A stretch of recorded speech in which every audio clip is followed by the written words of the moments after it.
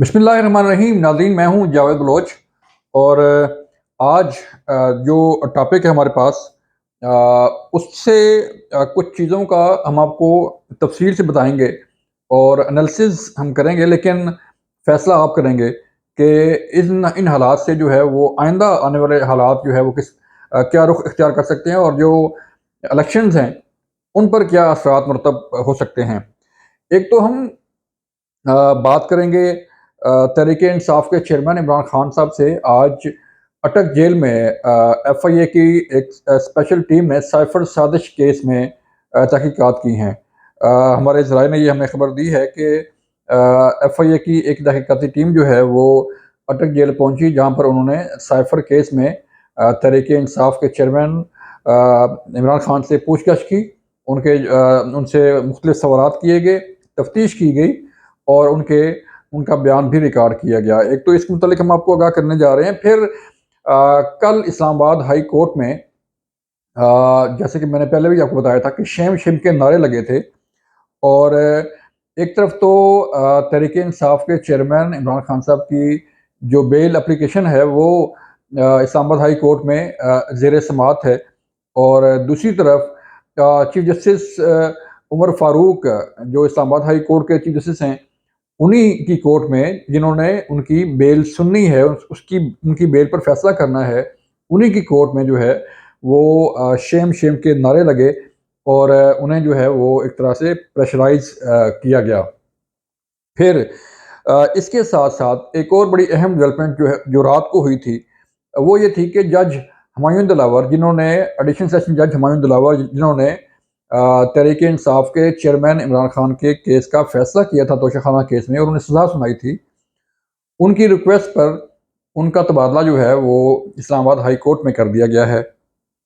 उनकी रिक्वेस्ट क्या थी, इसके पीछे अवामिल क्या थे, उसके मुतल्लिक आगाह करेंगे। और फिर इस्लामाबाद हाई कोर्ट ने मंडे को जो है इस बेल एप्लीकेशन की दोबारा समाअत करनी है, उसके मुतल्लिक भी आपको आगाह करने जा रहे हैं। और फिर इसके साथ साथ हम साबिक वज़ीर-ए-आज़म नवाज़ शरीफ साहब की वतन वापसी के हवाले से जो खबरें चल रही हैं, उसके मुतल्लिक भी आपको आगाह करेंगे कि क्या तैयारियाँ हो रही हैं और कैसे नवाज़ शरीफ साहब आएँगे, उनकी केसेज़ जो है वो कहाँ तक पहुँची है, उन्हें वतन वापस पहुँचकर पाकिस्तान पहुँचकर सीधा जेल जाना पड़ेगा या उन्हें कोई रिलीफ मिलेगा, ये सूरत हाल है।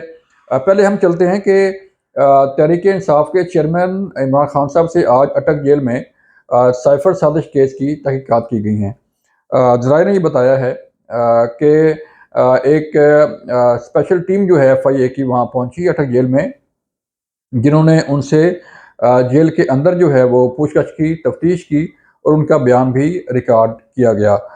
इस पर ज़राए ये बता रहे हैं कि इमरान खान साहब ने आज फिर जो एफआईए की टीम थी उनके सामने ये इतराफ़ किया कि उन्होंने साइफ़र जो है जो उनके पास आया था वो कहीं गुम हो गया है, उनके पास नहीं है। एफआईए ने ये साइफ़र जो है वो बरामद करना है, इसलिए खान साहब से ये बार बार पूछ रहे हैं कि वो साइफ़र कहाँ पे है, किसको उन्होंने दिया और किस तरह दिया, इसकी तहकीकात हो रही हैं। और आपके इल्म में है कि एफआईआर पहले ही चाक हो चुकी है और जिसमें साबिक वज़ीर ख़ारजा शाह महमूद कुरैशी जो है वो गिरफ़्तार भी हैं और उनकी जो गिरफ़्तारी के बाद जो है उनसे तफ्तीश वगैरह भी जो है वो हो रही है। अब देखना ये है कि इमरान खान साहब कितने दिन और जो है वो जेल में रहते हैं। जो हालात वाक़यात नज़र आ रहे हैं उससे ये लग रहा है कि तहरीक इंसाफ के चेयरमैन इमरान खान साहब एक तो इलेक्शन से तो आउट हो ही गए हैं और इलेक्शन तो वो लड़ नहीं सकते। और क्योंकि अगर उनकी कोई अपील भी हो, अपील में भी वो जाएँ, तो इतना टाइम जो है वो अपील सुनने में, फिर अगर फ़ैसला हो उनके हक़ में तो फिर एक अपील, या जो बाकी केसेस हैं लाइक साइफर साजिश केस है उसमें, फिर अलकादर ट्रस्ट केस है, 190 बिलियन पाउंड केस है, फिर तोशाखाना केस नैब के अंदर भी चल रहा है, वो है।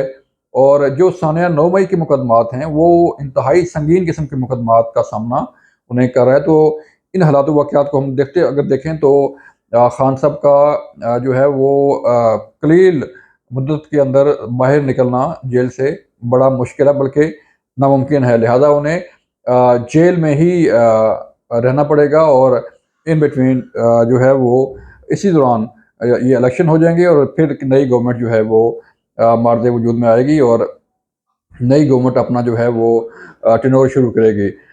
फिर अगर हम देखें तो इस्लामाबाद हाई कोर्ट में तहरीक इंसाफ के चेयरमैन की बेल एप्लीकेशन जिस डिवीजनल बेंच के सामने रखी गई है, जो ज़ेर समाअत है, उसी कोर्ट के अंदर गुज़श्ता रोज़ एक बड़ा जो है वो नाखुशगवार वाक़या पेश आया था, जिसमें chief justice Islamabad high court Umar Farooq साहब के ख़िलाफ़ नारेबाज़ी की गई।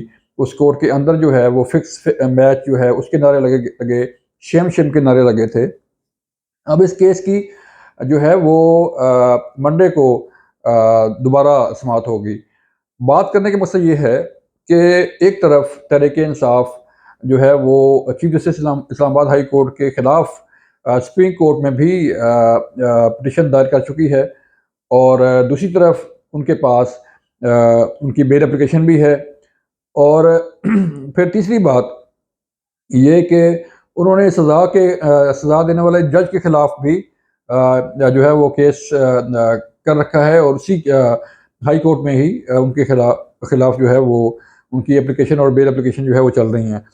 फिर इसके साथ-साथ अ, अगर एक तरफ जजों के खिलाफ अगर इस्लामाबाद हाई कोर्ट के खिलाफ अदम एतमाद किया जा रहा है, एडिशनल सेशन जज के खिलाफ अदम एतमाद किया जा रहा है, तो वाहिद जो उम्मीद है तहरीक इंसाफ के चेयरमैन की, वो chief justice supreme court Umar Ata Bandial साहब हैं और उन्हीं को बार-बार वो मुखातब भी करते थे कि उनकी हेल्प की जाए और उन्होंने हेल्प की भी सही, उन्होंने रिलीफ दिया भी सही।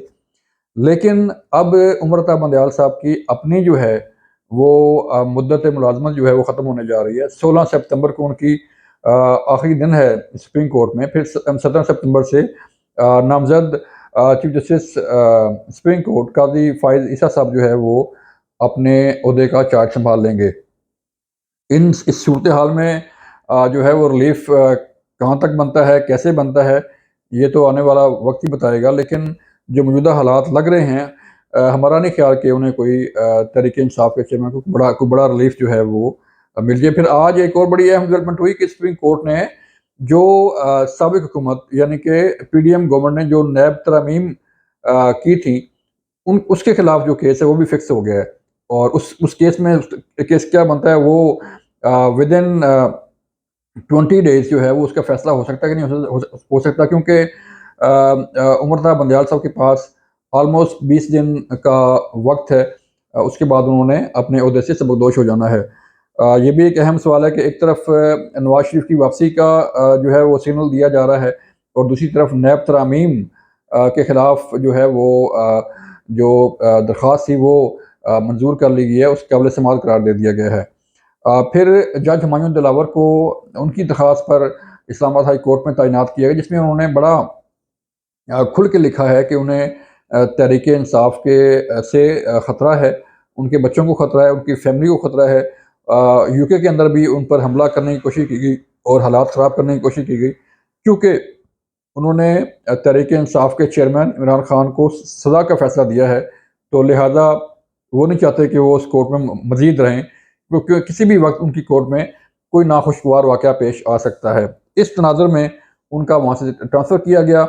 और फिर हम आपको बताएं कि नवाज शरीफ साहब की वापसी जो है वो अक्टूबर में कही तो जा रही है, लेकिन सबसे पहले नवाज शरीफ साहब को अदालतों का सामना करना पड़ेगा।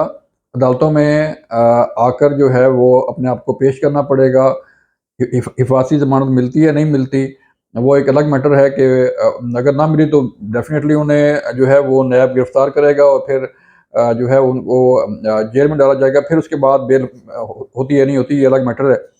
लेकिन हालात जो है वो बदलने लगे हैं और जिस तरह नवाज शरीफ साहब की वापसी हो रही है, उनकी तैयारियां शुरू कर दी गई हैं, उनकी लीगल टीम ने अपना होमवर्क कंप्लीट कर लिया है। तो सियासत में एक नया मोड़ आने वाला है और बात शायद वहीं से शुरू हो जहाँ पे ख़त्म हुई थी।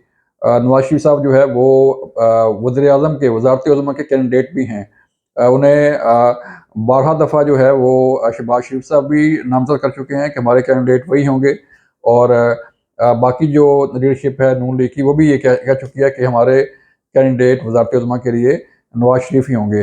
अब फैसला करना है इलेक्शन में, और इलेक्शन कब होते हैं इसका फैसला करना है इलेक्शन कमीशन ने, और हालात कब साज़गार होते हैं इसका फैसला करना है निगरान हुकूमत ने। तो देखते हैं कब हालात साज़गार होते हैं, कब इलेक्शन की डेट आती है, और कब जो है वो इलेक्शन होते हैं, और फिर क्या नवाज शरीफ चौथी मरतबा वज़ारत-ए-उज़्मा की सीट पर बराजमान होते हैं या नहीं होते। तहरीक इंसाफ कहाँ खड़ी होती है, इमरान खान कहाँ खड़े होते हैं, इसका फैसला जो है आइंदा आने वाले चंद दिनों में, चंद हफ्तों में जो है आपके सामने आ जाएगा। अपना ख्याल रखिएगा। अल्लाह हाफ़िज़।